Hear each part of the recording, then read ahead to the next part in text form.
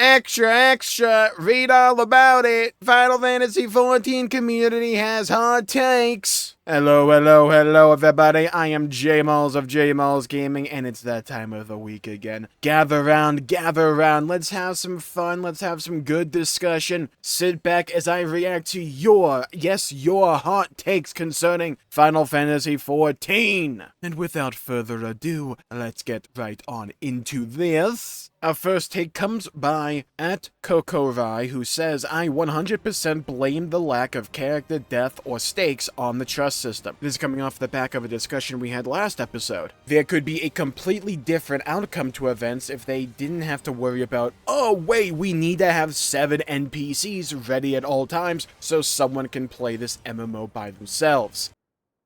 There's part of me that agrees with this, and surprise, surprise, part of me that disagrees. I understand the sentiment, and it is absolutely a device that is now in the game's story and in the game's just overall design, where when we come across a certain point in the story, we know we're going to have either a dungeon or trial fight, and we're going to need a certain number of NPCs to be available to partake in that because of the trust system. And up to this point, the most reliable candidates for that have been, well, the Scions of the 7th Dawn. And I do agree in principle that I think having something like that in terms of overall structure will lower the stakes and will put a bit of a damper on certain things, because in the back of your mind and in the heart of your hearts, you know that we're going to have a certain number of characters available for a certain encounter. So like on the surface, I agree with this sentiment where it feels as if this makes the story a bit too predictable and safe in certain regards. On the other hand, I don't think it's like the big crippling flaw or anything like that, nor do I think a good story can still be constructed within these constraints. On top of that, I don't think, and Dawntrail did this a little bit, I don't think it's needed to necessarily only have the Scions be those trust members. I think an easy way for Square Enix to get out of this situation is just to have us, the player, make liberal use of the Azem Crystal, but also allow us to utilize the squadron mechanic from the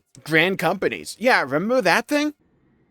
All those characters just kind of sitting around doing nothing. Why don't we utilize that system in those characters, but in these more modern dungeons and fights? It would bring a system back from the proverbial dead, give us a little bit more customization and, well, identity with how we're tackling these pieces of content if we choose to utilize the system. And if the Scions or whatever happen to be available because the story calls for it specifically, then you can have them as an option or just use your squadron mates. I think that could be a really easy way for Square Enix to get out of this hole they're kind of digging themselves into, narratively speaking. All while, like, resurrecting an old system that has so much promise and potential, that is a great little bit of character expression and identity, because we're, like, on an individual level, constructing the exact, like, squad we want. That has so much potential, and in an era of the game that is seemingly absolutely parched for player expression and identity in regards to, like, elements like this, I think this could go a long way. Now let's move on to the next hot take. We have @Bivna, who says, hot take, Wuk would be somewhat better received if she was a race with a more expressive and humanoid face, because her big emotional moments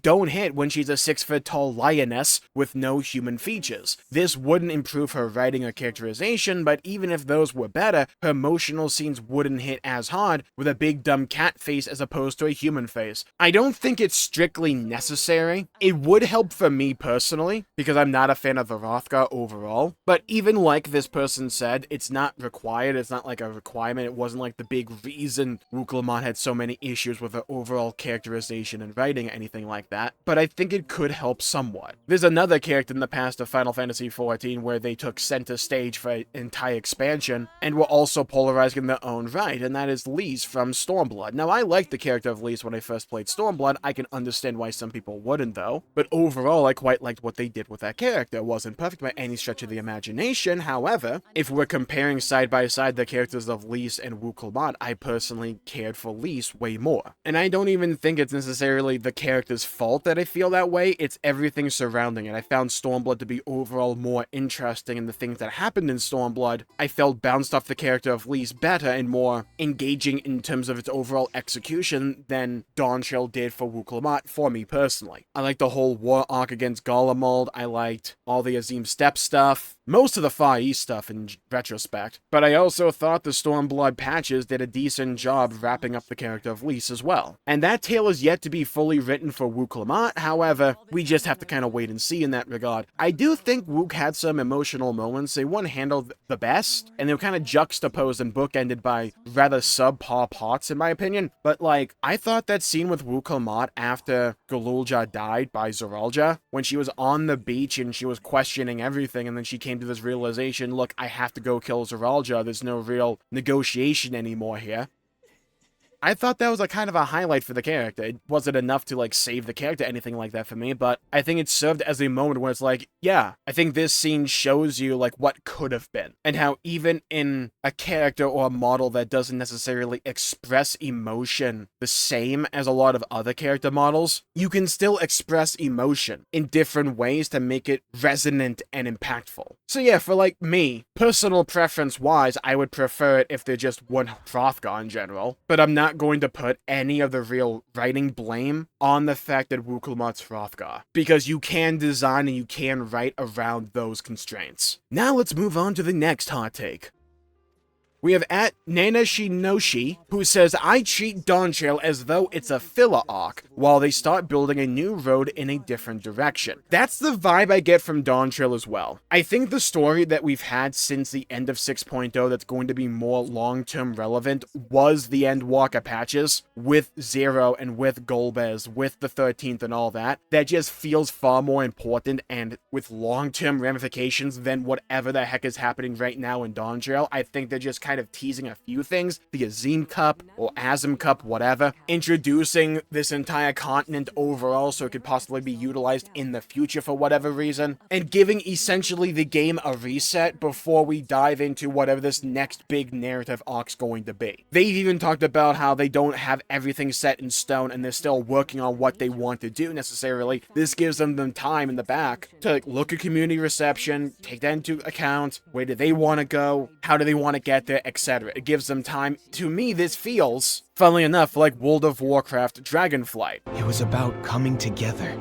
as a family. Which kind of does a lot of the same sins and also blessings as Dawntrail. Overall, far lighter tone in places. Has a few key things that clearly have long-term ramifications, but for the most part tells an insular story by itself that feels largely detached from what came before and what comes right after with the World Soul Saga for World of Warcraft, this 3-expansion story arc that starts with the current one, The War Within. Dawntrail feels a lot like that to me, and I've talked about this specifically before, but it does kind of feel like when we finish the Dawntrail story, which seems to be 7.3, we're then going to transition into like the beginning of the real arc. They put the pieces of the puzzle on the board and now they can really start to move them around, if that makes sense. Time will tell if that actually turns out to be the case. That's just the vibe I'm getting right now with Dawntrail, where they're teasing certain things for the future, introducing certain concepts, like fleshing out the South Sea Isles lore with Trial's parents and all that. Like I said before, the Azim Cup, whatever. And the whole discussion about how Alexandria came to the source. And all of that. That feels as if they're setting up for the future there. And they're just telling this story in the meantime. I know sometimes it can be kind of hard to shake the feeling where it's like, oh, this is clearly the new direction. This game's going to be like this until the end of time. A lot can happen. An expansion generally lasts like 2 years. That is a lot of time. And a lot can happen. Again, we kind of just have to wait and see. Now let's move on to the next hot take. We have at Shane H6707 who says, Dawntrail really felt like one huge cutscene honestly, with 1 or 2 breaks to actually play. I've said it in other comments, but if they did an In From the Cold instance when Alexandria attacked Tulialol, instead of it being a cutscene, it would have been so much more impactful than just watching it all happen. And don't get me started on the writers unable to decide if the Warrior of Light is a capable adventurer or an inept moron, yet just let me just stand here watching Gulul Jaja die. Couple of things to unpack here, let's get into it. I talked about the in from the cold scenario in the last episode, so I'm not going to dwell on that point too much, but I will say that Alexandria invasion of Tulialol absolutely 100,000% should have been a gameplay scenario. And it's funny because later down the line, when we get to Solution 9, and then Zeralja turns the army against the population of Solution 9, that's a gameplay scenario, and it's pretty good with Otis being willing to sacrifice himself for Sphene and all that. Like, in my opinion, absolutely, this should have been a gameplay scenario, and they could have even done a situation where have us play as Gulul Jaja fighting Zeralja as a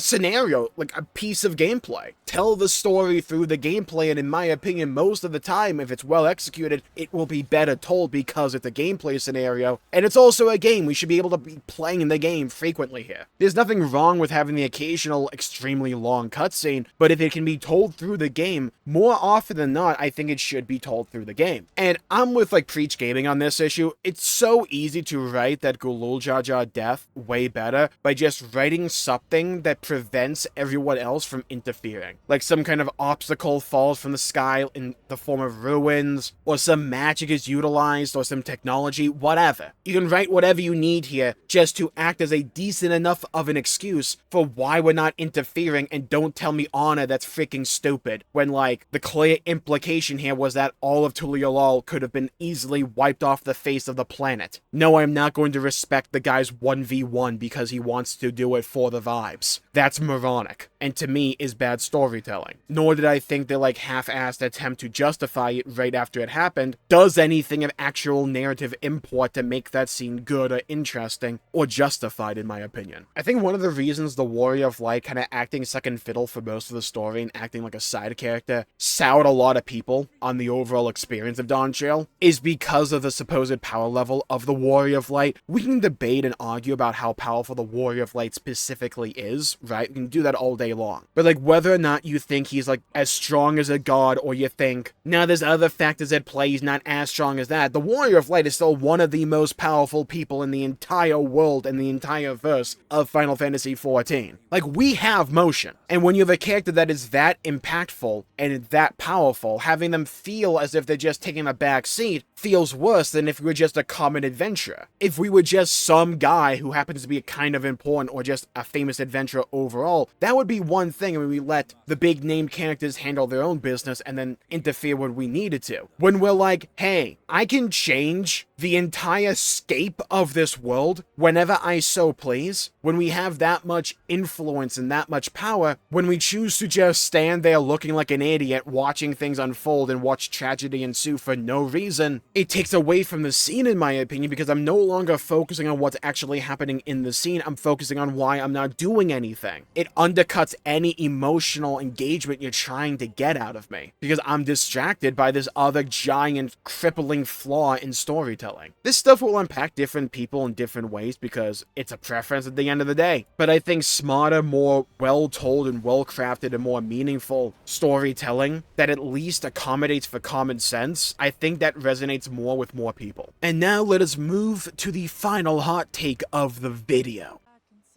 We have at Phantogeme Studios, who says the Scions are way too safe. Either retire them and bring them back for epic moments, or mix them in if they are relevant to the plot. Like, don't get me wrong, I love Alfie and the gang, but they added nothing to Dawntrail. Thancred, Urianger, and Y'shtola need to retire, in my honest opinion. They got no story left to tell. The only way to make them interesting at this point is if you do something horrible to them, let them rest on a farm somewhere, they earned it. When a character's story is largely at least perceived to be finished, I think there's a few routes you can go as a storyteller. You can go the route where you kill them off because their story is done. You can kill them off because they have nothing left to tell, and you can use that death to push other characters forward in some meaningful way, while also getting an emotional reaction out of the consumer because they care about that character through that entire story. That can work on occasion. The other way you can go about doing it is just keep them around, and they don't really do much. And in certain ways, they can kind of lose that multi-dimensional element to their character they once had when they were front and center in the story, actively contributing to their own storyline and furthering it and advancing and growing as a character. But now that that's done, you kind of just say, hey, guess who's here, dude? It's Estinian. It's Thancred. It's that wacky boy Urianger. And in certain ways, they can kind of not feel like the character, like a clone with just the name label slapped onto them. Not always, but sometimes. And I think that's kind of the route that Dawntrail felt with a lot of these characters, where it's like, yeah, this character's called Alize, this character's called Alfredo, this character's called Thancred, Urianger, Ishtola, etc., etc. But do they feel like those characters? Or does it kind of feel as if we're taking, like, one personality trait and just kind of having them around to showcase that for a little bit, outside of a couple rare exceptions to the story? The other way you can go about doing it is you keep that character around, but you use that character and the story they had just developed and concluded to further another character in a different way. Sometimes it can take the form of, say, like a mentor role, or just in any other possible way you can go about doing this. Like, you can have that character who had to learn these lessons the hard way and have them be able to showcase the result of that development to someone else or another group of people and further those stories along. This could all just be a symptom of like we were just talking about with a previous point, where it's like Dawntrail, at least to me, kind of feels like this filler arc where they're trying to get their ducks in a row and they're just putting pieces of the game on the board to be moved around later on. They're just trying to introduce concepts and tease certain elements. And that's why the Scions could have felt like this, because they're like, we're going to use them in the near future. We actually have a plan for them, but like, we don't really have a plan for them in the short term. So, hey, it's your boys. Now that I'm thinking about it, there's like a fourth way you can utilize a character after the story is done, and that's like catharsis, where the character had a ton of emotional baggage or a bunch of tragedy, and they're just like a depression simulated the character, right? If their story wraps up, you may use them in a more lighthearted role to be like, hey, see, they get the happy ending, and see, they can actually enjoy life. That could work. I think Dawntrail in certain ways was supposed to be like that, but because of the story they told with it, I don't think it really landed the mark of feeling like that Summer Vacation expansion. I mean, to some ways it did. But yeah, it's an interesting element to storytelling overall. Just what do you do with a character whose story is done? Because I feel that if you just kill them off all the time, it becomes way too predictable and cheap. But if you keep them palling around, they kind of lower the stakes because, well, this story is done, why would you kill them here? And not like at this other point. It's interesting. I'm kind of one of those people that says, most of the time, I don't think there's necessarily any bad plot idea, just really bad execution in telling that plot idea. I think some of the most important elements of storytelling is having a solidified purpose, whether that's exactly obvious and upfront or a bit more abstract, and having some kind of cohesive vision. How do you want to tell this? How do you want to get from point A to point B, point C to point D? Every story is different, and what is called for each story will be dependent upon that story specifically and what you want to tell with that story. It's kind of the magic and the beauty of storytelling at the end of the day. I'm personally really interested to see where this story goes from here, and specifically where 8.0 will go. I think that itself will tell us a lot. When it concerns the Scions, for me at least, I wouldn't mind an expansion where it's just the Warrior of Light going off on a solo adventure. I would love a story that focuses more so on the character of the Warrior of Light and like us finding ourselves or trying to retrace Azim's footsteps, which is what I kind of think the next arc is going to be. But when it comes to the Scions, I'm of the opinion where it's like, you either have to utilize them in interesting, meaningful ways. I think Y'shtola's the best one in that regard to where this can go in the future because of her research and all that, or just let them have their happy ending somewhere. Let us occasionally revisit them, but don't feel the need to like